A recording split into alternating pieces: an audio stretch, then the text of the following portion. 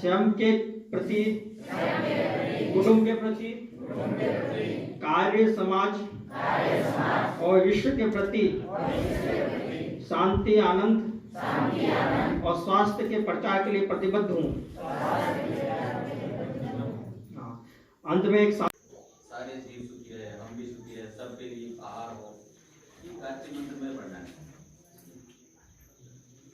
हम सब लोगों को योग करना चाहिए। योग करने से आपकी कई प्रकार की बीमारियां, बाबा रामदेव जी करते हैं, पढ़े लिखे लोग सब जानते हैं, देखते हैं, यूट्यूब देखने से पता लगता है। छोटी छोटी बीमारियां, हमारे दम की बीमारी हो जाती है। बाबा रामदेव ने दम की बीमारों को कपालभाति से और अनुलोम विलोम से उनको ठीक किया है। ऐसे कई रोग हैं जो कई बीमारियां योगों से, प्राणायामों से ठीक होते हैं, हमको करना चाहिए। जैसे प्रश्न उत्तरी हुई, हम लोग इस संस्कृति के उपासक हैं, इस देश के रहने वाले हैं, हमको कितनी जानकारी है, क्या जानकारी है। जब हमारे विषय में, हमारे पूर्वजों के विषय में हम नहीं जानेंगे तो हमारी पहचान खत्म हो जाएगी। इसलिए प्रश्न उत्तरी हुई कि आपसे पूछा भाई योग के जन्मदाता कौन सा देश है, तो भारत है।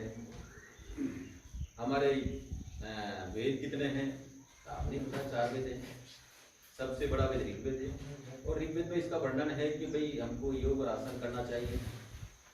तो इस पर छोटी छोटी जानकारी होनी चाहिए। बाकी धर्मों के विषय में कोई अन्यथा न लें। आप किसी मुसलमान लड़के से पूछेंगे तो उनके धर्म के विषय में सारी जानकारी बताएगा, ईसाई सारी जानकारी उनके विषय में बताएगा, हम नहीं बता पाते।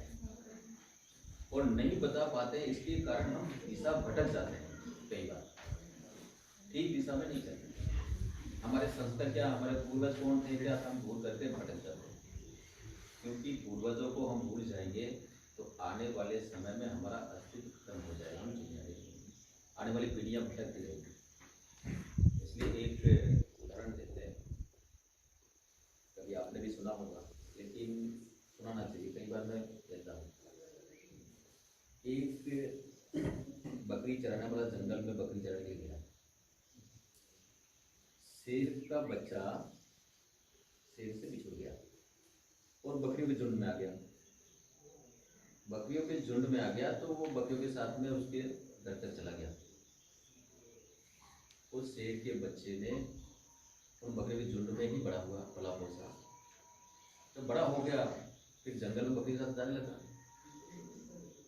एक बार शेर ने बकरियों पर शिकार के लिए आक्रमण किया, बकरियां सब भागने लगी तो उस शेर का बच्चा भी भागने लगा। तो बकरियों से संस्कार आगे थे ना, संस्कार नहीं रहे शेर के। शेर तो शिकार करता बकरियों के, लेकिन बकरी साथ खा रहा है, पी रहा, खेल रहा है और शेर को देख करके भाग रहा है। तो उसने कहा बकरियां तो भाग रही समझ रही क्योंकि मेरा शिकार है, इसको मैं खाता हूँ, इसलिए डर के मारी भाग रही है। ये शेर का बच्चा क्यों भाग रहा है? वो झपट्टा मारा, उसको पकड़ा तो वो चिल्लाने लगा। उसने कहा चिल्ला मत, तू शेर का बच्चा है। तो वो मना करने लगा, नहीं अपनी भाषा में। जब उसको कहा कि तू मेरे जैसा है, शेर है, तू बकरी नहीं है, अब उसको कैसे पहचान कराए? फिर वो पानी के किनारे ले जाता है। अब देख तेरी शक्ल और मेरी शक्ल एक जैसी है, तो कहा हाँ। फिर देख मैं जैसे चिल्लाता मैं चिल्लाने की कोशिश कर, तो शेर दहाड़ा वैसे दहाड़ने लगा। तब उसको पता लगा कि मैं शेर का बच्चा हूं। हमको हमारी पहचान पता नहीं होगा, हम हमारी संस्कृति को नहीं जानेंगे, हमारे देश के विषय में नहीं जानेंगे, तो फिर हमारी पहचान रहेगी क्या? नहीं रहेगी।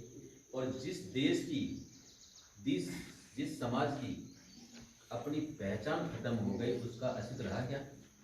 वो मिट गए। दुनिया की कई संस्कृतियां दुनिया से लुप्त हो गई।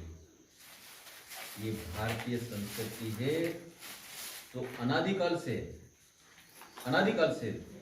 सृष्टि की उत्पत्ति हुई, जीव की उत्पत्ति हुई, उसके बाद में सनातन धर्म, ये हिंदू कोई धर्म नहीं है। हम प्राणी मात्र के प्रति दया के भाव रखते हैं। प्राणी मात्र का मतलब चींटी को आटा डालते हैं, सांप को दूध पिलाते हैं, सांप को जहर ही उगलता है, लेकिन फिर भी हम उसको दूध या नागपंचमी दूध पिलाते हैं। ये हमारा संस्कार है। बाकी संस्कृतियां अगर मेरी संस्कृति को मानता है, मैं जिसको मानता हूँ, भगवान को उसको मानता है, वो ठीक है, जीने योग्य है। जो नहीं मानता है वो मारने योग्य है, इसलिए कत्ले आम होता है। इंसान को मारकर कोई खुश होता है क्या? हम तो कहते हैं दया का भाव होता है, नहीं, किसी को थप्पड़ भी नहीं मारते, किसी को कष्ट भी नहीं देते। लेकिन बाकी संस्कृतियों में ये नहीं है कि मेरी संस्कृति मेरे भगवान को नहीं मानेगा उसको मार देना चाहिए। ये कोई संस्कृति, अपनी संस्कृति कहती है क्या?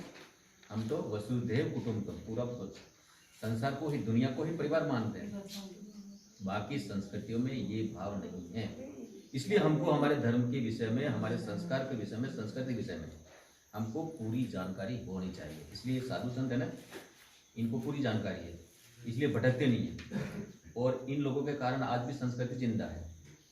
हम लोग तो आजकल तो हम परिवार तक सीमित हो गए ना, मैं और मेरा परिवार, बस आगे कुछ नहीं। जब तेरा परिवार ही रहेगा, बाकी सब खत्म हो जाएंगे, तो अकेला निहाल क्या कर लेगा? सभी सुखी रहना चाहिए, सर्वे भवन्तु सुखिनः। ये हम इसीलिए कल्याण मंत्र बोलते हैं, सभी सुखी हों, इसकी हम भगवान से प्रार्थना करते हैं। इसलिए हमारी संस्कृति महान है, हम ठीक है, दुनिया को शांति का संदेश देते हैं। इसलिए ये सारी जानकारी हमको होनी चाहिए। और मोदी जी ने दुनिया में पहली बार एक ऐसा नेता निकला, कोई मैं भारतीय जनता पार्टी का, इसलिए मोदी की पकड़ को ऐसे नहीं, आम जन मोदी जी की तारीफ करता है। मोदी जी ने संयुक्त राष्ट्र संघ, दुनिया का एक बहुत बड़ा संगठन बना हुआ सारे राष्ट्रों का, और वहां पर क्या अच्छा होना चाहिए, क्या बुरा होना चाहिए, सब बैठ करके निर्णय करते हैं। मानव को कैसे बचाना चाहिए, कैसे दुनिया को जीवित रखना चाहिए, तो दुनिया तो खत्म हो जाएगी। आज पर्यावरण एक बहुत बड़ी चुनौती है। आज धुआं इतना दूषित हो गया, वायुमंडल इतना दूषित हो गया, हम जी नहीं सकते हैं, हर प्रकार की बीमारी आ गई। तो ये सारी चीज़ें वो चिंता करता है। मोदी जी प्रधानमंत्री बनने के बाद वहाँ गए और उन्होंने भाषण में कहा कि योग एक ऐसी चीज़ है जो मन को भी स्वस्थ रखती है, तन को भी स्वस्थ रखती है, और उसके बाद में ठीक विचार आते हैं। इसलिए हमको ये योग दिवस के रूप में एक दिन मानना चाहिए दुनिया को। उन्होंने स्वीकार किया, और 100% तो नहीं, कुछ लोगों ने, चीन ने विरोध किया, बाकी ने सबने हाँ कहा। आज दुनिया में योग दिवस मना रहे, तो हमारी पहली जीत है। मुस्लिम कंट्रीज ने भी किया। और ये हिंदुस्तान कभी विश्व गुरु था दुनिया में, दुनिया को ज्ञान देता था, उस और हमारी दिशा में हम आगे बढ़ रहे हैं। आने वाले समय में आपकी आंखों देखा हम दुनिया का 1 नंबर राष्ट्र बनेंगे, दुनिया हमारी जय जयकार करेगी। ये स्थिति आने वाली है। अब मोदी जी देश को इस दिशा की ओर ले जा रहे हैं। जब देश दुनिया में 1 नंबर का होगा, दुनिया इसकी आदर्शों को मानेगा, तो हम लोगों को अच्छा लगेगा, बुरा लगेगा? अच्छा लगेगा ना। हमको देखो, हम बड़े बाप की औलाद हो गए, हम ये सब बात मानते हैं। तो इसलिए हम सब लोगों को ठीक दिशा में आगे बढ़ना चाहिए। हमारा संस्कार ठीक होना चाहिए। बहन को बहन मानना चाहिए, माँ को माँ मानना चाहिए, भाई को भाई मानना चाहिए। बाकी दुनिया में कई संस्कृति हैं, माता को छोड़ करके बाकी को कोई लेना देना न, वो आपस में ही जुड़ते रहते हैं। ये संस्कार हमारा ने हमारे साथ रिश्ते छोड़ते हैं। दादा परदादा कोई रिश्ता तो नहीं है, सब सगाई करते हैं ना। और बाकी में भाई की लड़की के साथ नाता हो जाता है, किसका बच्चा है, किसकी बेटी है, वो पता लगता नहीं, आपस में मिल जाते हैं। ये संस्कार हमारा नहीं है, इसलिए हमारा खून का रिश्ता होता है। आप सब लोग आए, मेरा सौभाग्य है कि मीना जी ने मुझे बुलाया, आप सबके दर्शन हुए। आप सब योग करें, बराबर करें, नियमित अभ्यास करेंगे। तो मैं भी करता हूँ प्रणाम, हमेशा करता हूँ, कपालभाति, अनुलोम विलोम में करता हूँ। तो इससे आप स्वस्थ रहेंगे, आपका तन स्वस्थ रहेगा तो आप अच्छा सोचोगे। तन स्वस्थ नहीं रहेगा तो कुछ नहीं, बीमारी भी इसमें खत्म हो जाएंगे। इसलिए चलिए आप अच्छे सब व्यक्ति बने, अच्छे नागरिक बने, समाज को आगे बढ़ाने के लिए हमारा योगदान रहना चाहिए। यही कहकर मेरी बात, जय भारत, धन्यवाद।